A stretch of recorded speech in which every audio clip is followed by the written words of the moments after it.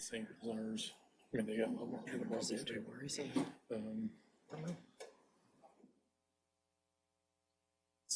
Maybe you went the men's room. Probably not as super, I don't think there's a ton of savings in that. Got it. I mean, you're just talking about a couple of leadership positions, staffing wise. What's in there? All right, 4:45. Ready to go, Chelsea? You're ready, yes. Okay, perfect timing.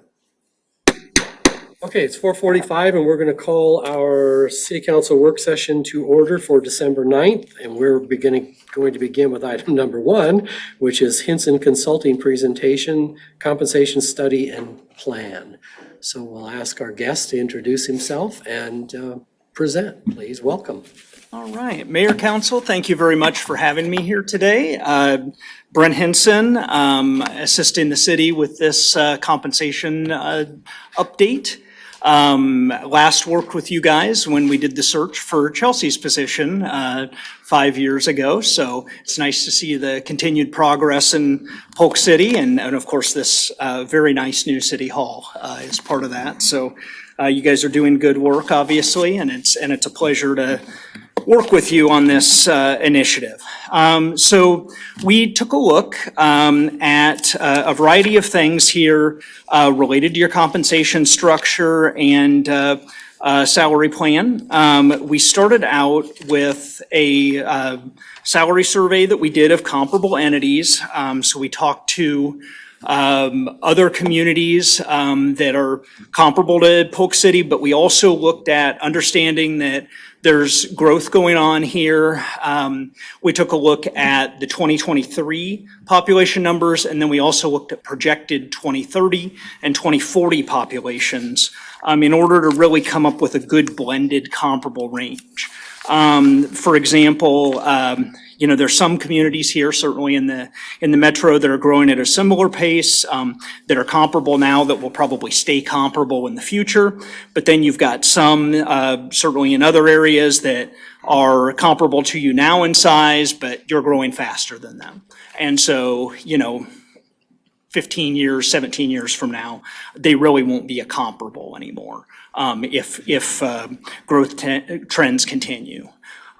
So looking at that and kind of blending that all together, I think we came up with a very good comparable basis for that salary survey. We ended up with responses from Adel, Bondurant, Eldridge, Hiawatha, Norwalk, Perry, Pleasant Hill, Sergeant Bluff, Tiffin, Windsor Heights, and Winterset. We also got responses from Grimes, although we included them, we did not blend them in with the comparables. We just kind of used them as kind of an outside kind of benchmark for you guys to look at to understand, okay, so this is what it looks like in a little bigger community. Certainly they're bigger than you guys now. They're forecast to continue growing at a very fast pace. But we're just using them as a kind of an outside benchmark. So when you take a look at kind of where things are at, these blended comparables had a mean population of 7,800 currently, a median population of 6,800. Polk City is 6,300 currently. But then when you look at, especially when you get out to the 2040, these cities are forecast to have a mean population of 12,566, and Polk City would be forecast to have a mean population of 12,223. So really, that's kind of what we're looking at. We're kind of looking at that blend.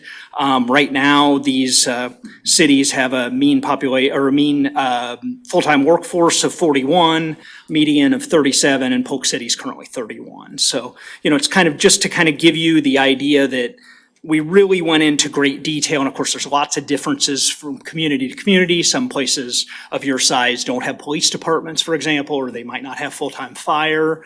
Some have different things like heavily staffed community centers or, other things that you guys might not have. But in the overall picture, by using this many comparators and blending this and really trying to be thoughtful about who we talk to and how we put this all together, I think we came up with a good, reliable basis for comparison. Then we also Can I ask a question? please. Yeah, so explain to that was the first thing that jumped out to me. The projected 2040 Yep. populations are pretty close, but the current populations are not. So what's the logic behind aligning more towards the future population, and especially the 15 years down the road, as opposed to what we Yeah. have now? Absolutely. Yeah, so the idea behind this is that we're trying to make this as evergreen a plan as you possibly can make it by, helping, reviewing everything at this point, and then also giving you some basis for, okay, when we go back in 5 years or so to refresh this, we can use the same comparators. When we go back in 10 years to refresh this, we can use the same comparators. It will give you better data over time by doing that. And really, even when you look at the mean and median, the median, for example, is 500 different than what you are now. So it's not a huge range of difference, but it's enough that this gives you good, reliable blended results. Well, I would argue the mean is probably a better, the average is indicative more so than the mean. I mean, you've got a lot of cities that are bigger than us, only a couple that aren't, and a couple that are significantly bigger, which, I mean, again, is captured appropriately in the median price point for some of these jobs. But I guess your first point, if this is aspirational over the next 5 or 10 years and how we implement it, then I think that answers the question on the comparison, again, more for 5 to 10 years than tomorrow. Yep, very good. Okay, excellent. So any other questions on the survey component? Okay, so then what we did kind of as the next step in the process is took a look at each of your positions and applied a matrix to that, looking at, so it's a little bit different depending on whether it's what's called an exempt position or a non-exempt position. So exempt positions are exempt from overtime. So typically that's your supervisory positions. Non-exempt is typically your hourly positions. So with exempt positions, we looked at knowledge at entry required, and this is all pinned to your job descriptions. That is the basis on which, so we have this matrix that we're looking at each position, and then we're scoring it based on what the job description says. So for example, your current person in one of these positions may have a bachelor's degree, but the position only requires an associate's degree. So that's going to get scored as an associate's degree. So it's not the person, it's the position. So went through and scored on the basis of knowledge at entry, experience at entry, and again, this is what is required at entry. So, if it says, 1 to 3 years experience required, 3 to 5 preferred, that's 1 to 3 years is what that's scored as, because that's what's required for the position. So knowledge at entry, experience at entry, we looked at its scope and work complexity, accountability, and I can provide, and there actually is a lot more detail on this, and I can certainly provide you more narrative on what these categories mean. And there are specific definitions in the final report that I'll end up providing. External contacts, so how much do they work with the public, and how much do they have to kind of negotiate through and navigate issues with the public. Internal contacts, how much do they have to work within the organization to get the results that you need. How much supervision do they have for the position? How, kind of independent are they in their actions? Do they have kind of oversight of funds and property? Obviously, an obvious example of this would be, a finance director is going to rate pretty high as far as, in the funds and property category, because that's just a position that's very responsible for public funds. Certainly that also relates to, confidentiality of material, et cetera. And then planning is the other aspect. So by scoring all of these positions on each of these bases, then we come up with an aggregate score for the position. So That's what I'm showing you on this position scoring sheet. On the non-exempt side, really the only things that we change up is we are looking at physical skill, work conditions, and safety emphasis. So there is some change there. And then also work leadership with the idea that these are not supervisory positions, but what level of work leadership do they have to show? Is that, multi-department? Is that just within their department? Is that regular? Is that periodic? And so looking at all of those things then, and so I've shown you on this, you do have a current scale system that is set up similarly to what I'm proposing. This is a type of system that we have implemented before. For example, the compensation study we did for the city of Tipton, Iowa, back in 2020, and then we updated in 23 for them. Does use this same type of nomenclature of the E and the number for the exempt positions and the N and the number for non-exempt. So I'm showing you what your current is, what your kind of the preliminary, and then the last column really incorporates the results of the salary survey to show, okay, we based on the scoring, here's where that position is. But then based on the scoring plus the salary survey, here's where that position is on the scale. And so that's kind of the synthesis that you see here between, from the scoring to the, okay, now let's incorporate the salary survey results to give you where that position should be relative to the others on the scale. So that's what that second handout would be with position scoring. Any questions, comments on that? If I may, so. Please. Back to the survey real quick. So Yeah. again, just to confirm, the salaries on the survey are for fiscal year 25? Yes, Okay. correct. And then on the scoring, when we went through and scored, are the weights on parity with our peers? So as far as the scoring of the positions, that is specific to Polk City. What we're doing is we're taking, there's some of these things that are very easy to do, like knowledge on entry, experience on entry. It's literally, what does it say in the job description? Does it say it requires a bachelor's degree? Does it say it requires 3 years of experience? So the scoring is unique to the way we have job descriptions written. It is. It's focused on looking at your specific job descriptions and going through, essentially line by line of those job descriptions and coming up with a score for each of these areas. Yep.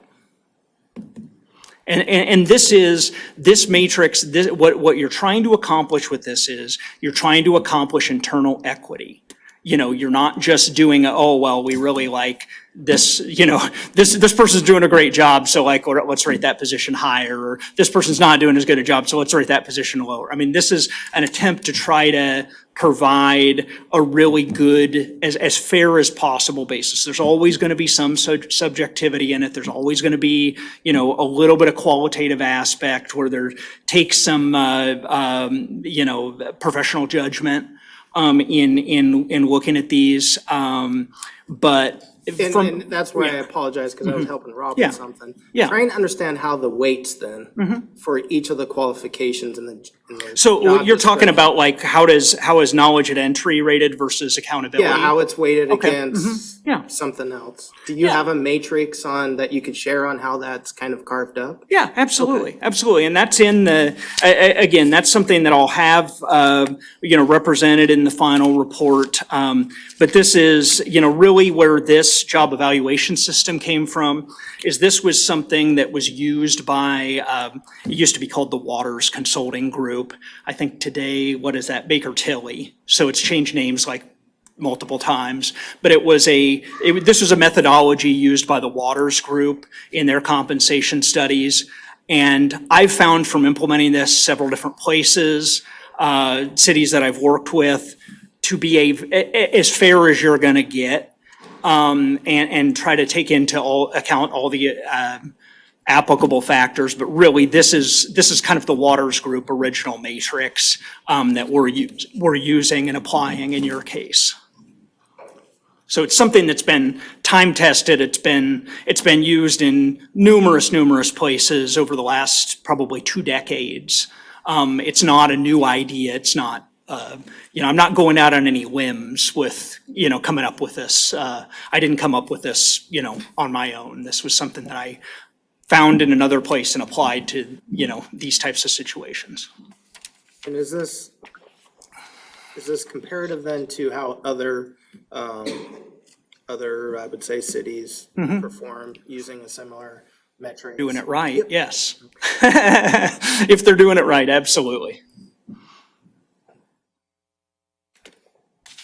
Yeah, okay, any other questions as far as the position scoring goes?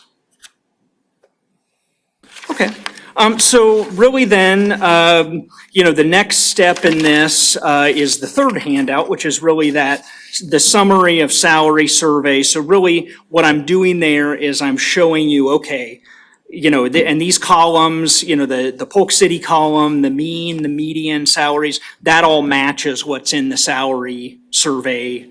This is just consolidated down, so you've got that for comparison. You can see I've shown the current grade. I've shown what your current midpoints are for the current fiscal year. And then I've provided you a calculated midpoint based on the means and medians, so that's blended mean and median of the salary survey.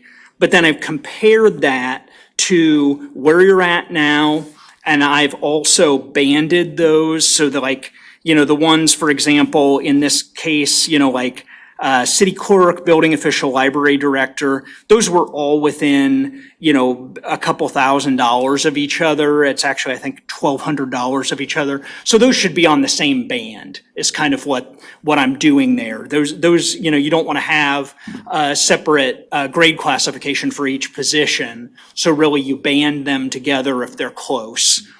So that's kind of what's going on with that proposed midpoint adjustment to kind of band those together. And then I'm showing you what that suggested new grade is, which that matches what's on your preliminary or on your the scoring sheet that we just talked about. And then I've shown the FY26 adjusted midpoint. So basically that's taking the proposed midpoint times 3%, because you guys were planning on 3% salary adjustments. And so that's adjusting that midpoint by 3%. So that's kind of how we get to the far right side of this spreadsheet and get to those adjusted midpoints. And With a 3% calculate. what's that? You're getting to the adjusted with. Yeah, so the proposed midpoint column times 103% gives you the adjusted midpoint column. Yep. So that's where it gets a little tricky for me, because as we acknowledged before, the pool of comparison, which is what this is based on, is larger communities. And I know there should be a metric for tenure and the things that were in the previous slide, but to then apply it to this coming fiscal year seems. Yeah, well, so what you do with this, so when you take a look, and again, there's no perfect way to do it, but the reality is that in a growing community, if you don't take that growth into account, you're gonna find yourselves behind in a few years.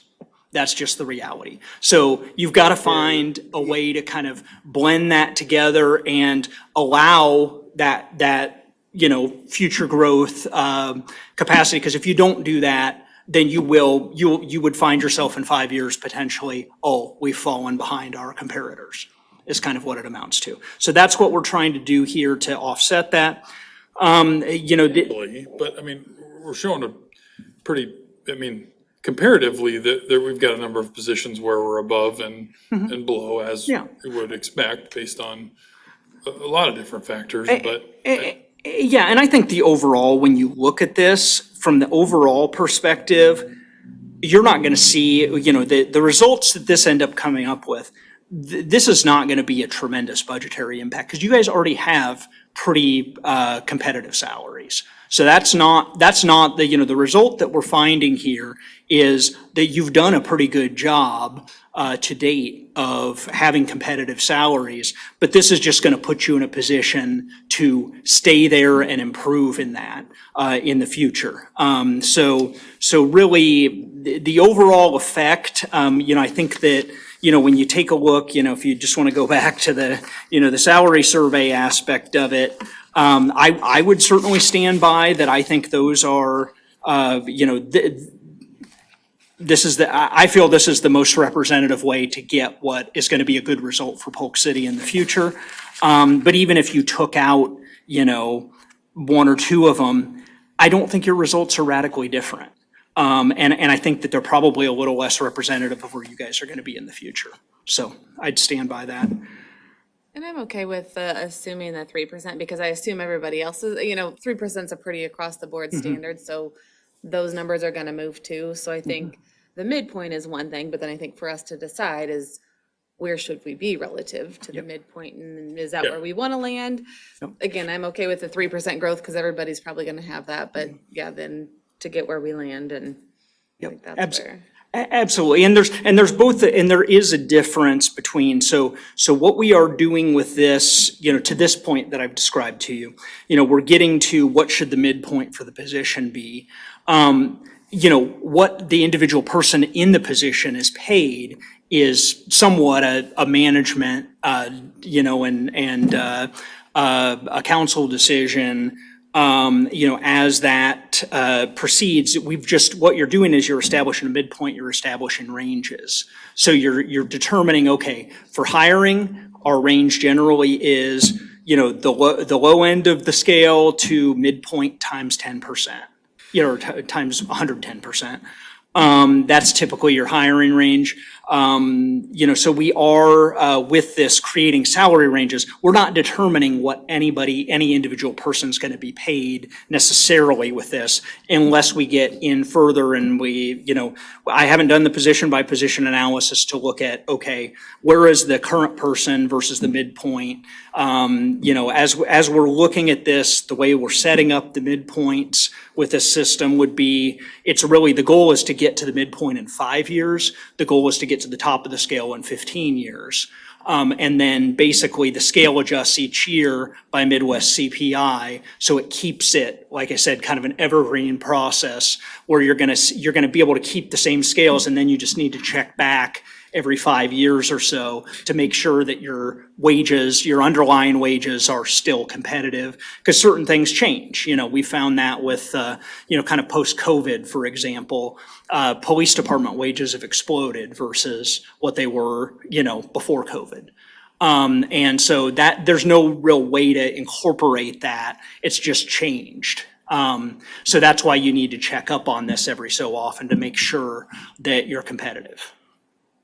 So any other questions as far as how that midpoint's calculated? Yeah, I guess please. to clarify my point, I guess your premise is right in that there's not a huge budget impact to what the midpoint is, but as we well know, we're not, some folks would be dramatically negatively impacted if we were to adjust the course on this. And I'm much more comfortable with where we're at with our current salaries based on performance and tenure and those things, and don't want those people who have been performing well for longer to be penalized by what we've got here. But if you don't do that, then the impact to the budget is, you're skewing one way. So I'm struggling, I guess, a little bit with, and it is a management decision, acknowledging as well, and we need to have some sort of target percentage. 3% seems a little low, but I guess I would rather weight it higher on that increase than the midpoint here, just based on the factors where I don't know that we're comparing apples to apples yet, for the reasons we talked about earlier, and I'm not comfortable with a lot of this, quite honestly. Well, and I get what you're saying, but I think I can get comfortable with, this is a frame of reference. you know, and maybe because we're smaller in population, maybe this is the midpoint of the range, but maybe we think that overall we should be slightly below the employee midpoint right now. And like he said, maybe in 3 years when we're bigger, you know, you have kind of a path, a plan. The midpoint isn't a snapshot of what we're just gonna pay people tomorrow. It's based on all this research, and I think his point too is that then we don't have to keep redoing this. There's the method, we know how we're arrived at it, and, you know, this isn't what we're gonna pay these people. It's something to use in decision-making, I think. Well, I certainly agree with the point on not having to keep redoing this, which is one thing I did want to ask, given, I don't know your experience, but how frequent would you say most cities do these studies? Yeah, I mean, I think it's, when something major changes, or every 5 years, it would be a good general frame of reference. You know, certainly if it's something where, now what I've tried to do with this salary survey, what you do not see on the salary survey sheet, that I provided you, what you're just seeing, oh, no. I provided the one that has all the positions from the other communities, right, Chelsea? So, yeah, so I didn't just provide you your positions, I provided you all the full-time positions and actually all the part-time positions for all of the communities. So then that reduces a little bit of the guesswork, you know, like if, okay, we don't have, you know, a full-time IT director now and we want to add that position in the future, we've got some idea based on the market of where we need to be. You know, that gives us and then what we can do in that case also is with this position scoring, now we can take a look when we write the job description for that. Okay, now let's score this position and let's figure out where it fits in on the grade system by doing it this way. So it just provides you that basis for now or in the future to have something that hopefully is structured enough but flexible enough that it stays, like I said, evergreen, to, you know, use a cliche term, so. And I know this isn't apples to apples, and I've mentioned this before, being in IT for 30 years, where I work, we do a salary survey every 2 to 3 years. Just to the fact that, you know, trying to maintain and attract good staff, and when you have a very small resource pool where organizations are basically fighting over each other, right? It's one of those things that that's the only real stick that you have, or not stick, that'd be the bad thing, right? The only real carrot that you have to be able to attract people. So you want to make sure you're at least in the realm of possible as you're doing these and have educated information. So I know that was why I spoke up earlier this year, was in favor in doing this study, is making sure that, you know, again, so admittedly, this is my first year on the council. This is the first time I've been going through this exercise. I still do struggle as well understanding how we compare to peers when we're not necessarily the same size, even in the next few years. Again, I know we're hopefully going to come back and have numbers soon on what the size of our community is, but I feel like some of this might be a little ambiguous, or I'm just not understanding it. So I need a little bit more time to digest the data to figure out. Yeah, and what I would say is, I don't think there's a perfect way to do it. I think the way we're presenting it, I think, is a very logical way to do it. But certainly there could be, you know, there could be differences of opinion on this. I mean, to some extent, you know, by hiring somebody like me, you know, you are relying a little bit on my professional judgment of, you know, and so just kind of for information on that, I mean, I've been in city government for 21 years. I've been a city administrator for 16 years of that, and then I've been doing this consulting for over 10 years. So, you know, certainly have done a lot of different things, have seen a lot of different organizations have that kind of professional, you know, well-developed professional judgment. So there is some of this, that there is a little bit of a judgment call on. And speaking about your credentials, I mean, can you just ballpark how many salary surveys you've done throughout your tenure?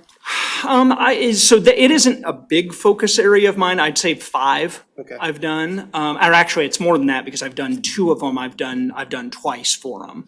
So, And this is our second one with you, right? no, this is your first one with me. Oh, I'm sorry. Yeah, Okay. yeah, but I've done 2 with Tipton, I've done 2 with Tiffin. And yeah, absolutely. So, no, so it's something that I do in my consulting. It's not my main focus, but certainly I've set these compensation systems up as well for the communities I've worked for full-time. And then with the other cities that have engaged with you, it's pretty much, and I apologize, but it's, again, based on population and everything, it's kind of try to find what fits close. You're trying to get as comparable, your community is unique. Every community is, right? So you're just trying to find that blend that's as comparable as you can get it. And it's a little bit different scenario. If you were at 6,300 population and that was the same as what your 1990 population was, this would be a little bit different. It's actually easier to find comparables in that case. Where with the growth and the uncertainties of that, I've done my best to model what that growth is to make sure that we're being as comparable as we possibly can be. But it's speculative. We don't know. There could be some gigantic, worldwide downturn that, something, that it just is completely different or is something that we have no idea about, that could be different, like the farm crisis or something like that, that really affects things. We're just doing our best, level best to kind of come up with as comparable as we can make it.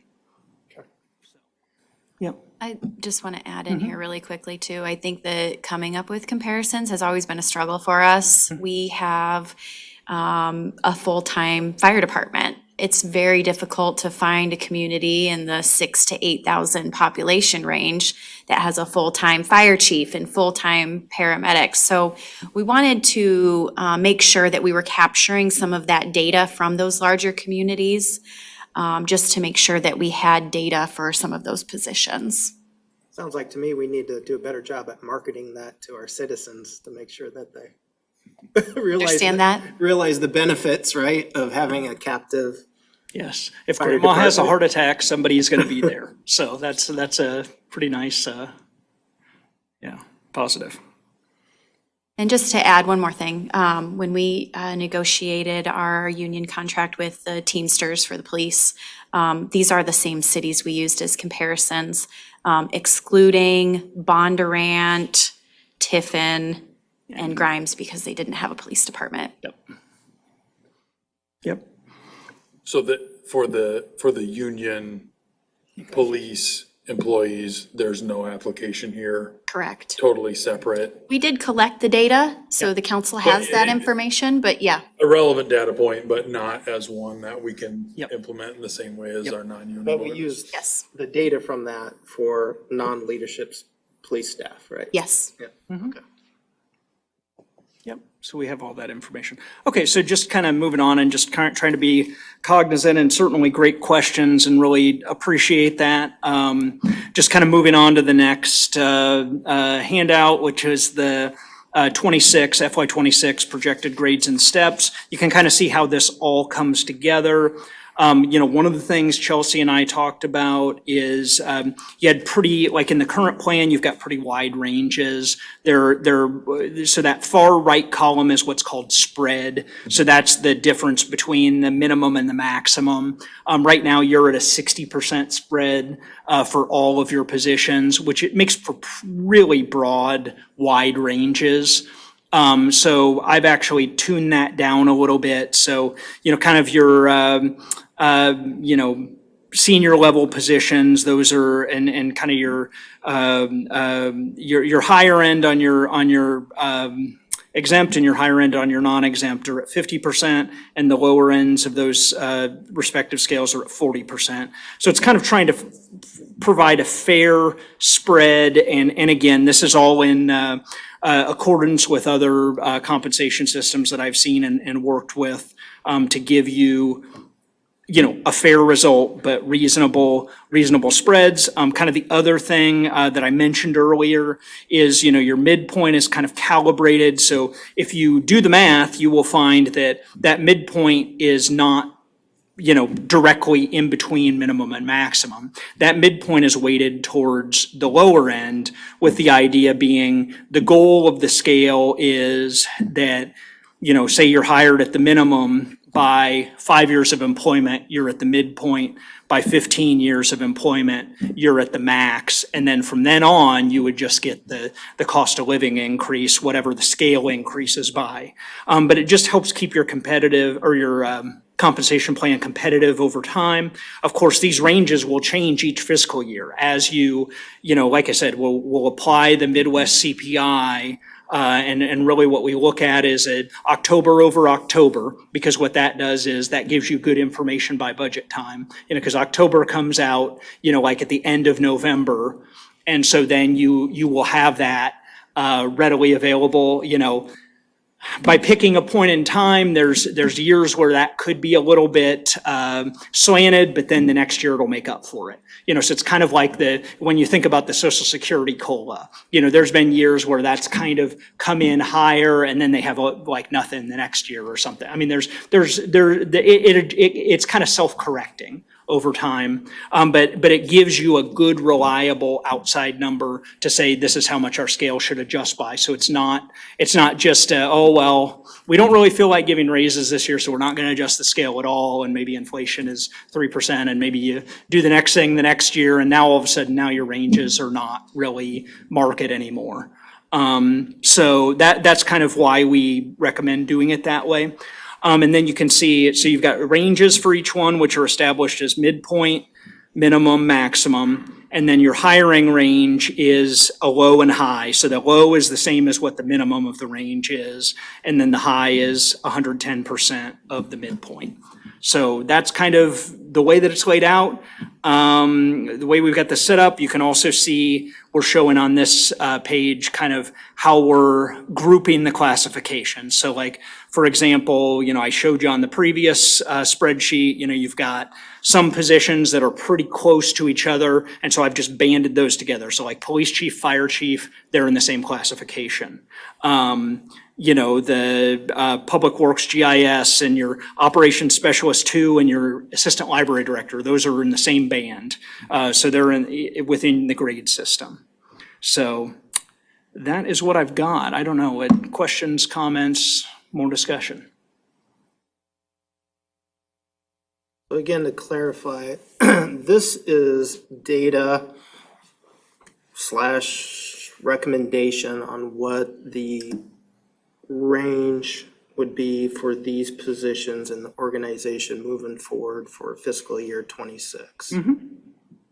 Not necessarily what merit increases would entail at this time, but what the salary ranges would be. Correct. Correct. Yeah, this does not by itself, now like I said, there may be, just interest of full disclosure, we will review position by position just to make sure. Now, everything I think is going to lay out real nicely because, like I said, you guys are already competitive on compensation here for the most part. I mean, so I don't think there's going to be too many individual adjustments that we'll look at. There may be a few. So that could be an indirect, but this by itself doesn't adjust anybody's pay. This is just the ranges that are established for the positions that you're seeing here. And you guys currently do have ranges, so this is not really changing anything per se. You already have ranges. You've got, some people closer to the maximum, so, but really not very many that are at the maximum now in the current setup.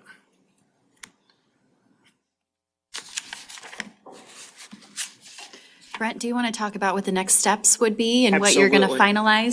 Yeah, absolutely. No, sounds good. And I know it's a lot to digest, and you guys are, really, been very engaged, and I really, really appreciate that. That's a sign of a good council. What I would say, so kind of from here, obviously we're presenting to you, the overall, kind of some of the key points here of what we're doing.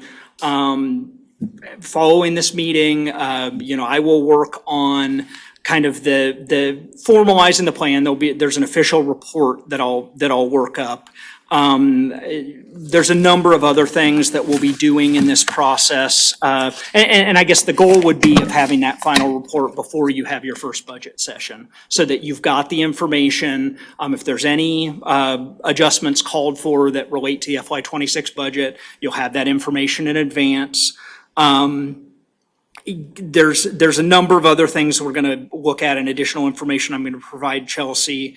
The part-time, of course, that generally doesn't have to be as regimented as what your full-time does, but you do have several positions that are pretty, kind of longer-term part-time people. We want to make sure that we've fully assessed those, that we've got a good competitive plan for them. So we'll be working on the part-time.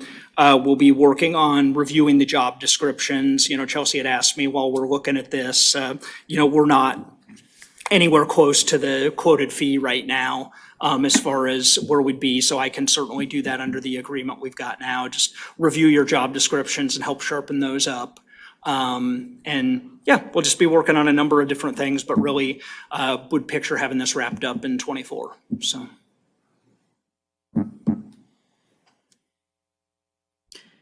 So we are working on the budget right now, trying to get as much done with the budget as we can by the end of the calendar year. And then the council has a work session January 24th. So could we assume that we'd have all the absolutely. information necessary? Okay. Yeah, absolutely. Okay, Yep, you that'd be will. helpful. So is the intent then that we make a decision on this at that work session or by the work session? Yeah. And really what I would say is the final judgment on this, of course, will be the council's. This is really just an opportunity to talk through what we're doing, why we're doing it, how we're doing it. And then, ultimately, this will be up to the council to say, yep, we're, based on everything we see here in the final plan, this is a kind of a, 90% completion report for you and discussion. But, obviously that'll come with January, so. Okay. How I might like to handle this too, Jeff, is at budget time, we always talk about what we're budgeting for pay raises across the board. Based on this information, there's probably a select few positions that we might need to adjust above that percentage amount, and we could talk about that at budget time. So you don't need to know that ahead of time. You're okay doing I that? can make a recommendation to the council, and we can talk about it at that work session. Yeah, and certainly I'll work the best I possibly can with Chelsea on this to make sure that she has the information she needs when she needs it.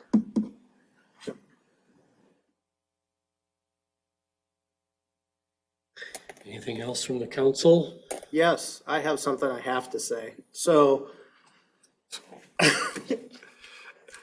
this is all to all staff, right? So good, bad, or indifferent of being in public service is everybody knowing what everybody makes, right? So hope everybody has a pretty thick skin. One of the challenges I have, right, sitting on this side is it's really difficult that, it's my responsibility to be a good custodian of the taxpayers' dollars, but not undervaluing staff, right? But not overvaluing staff.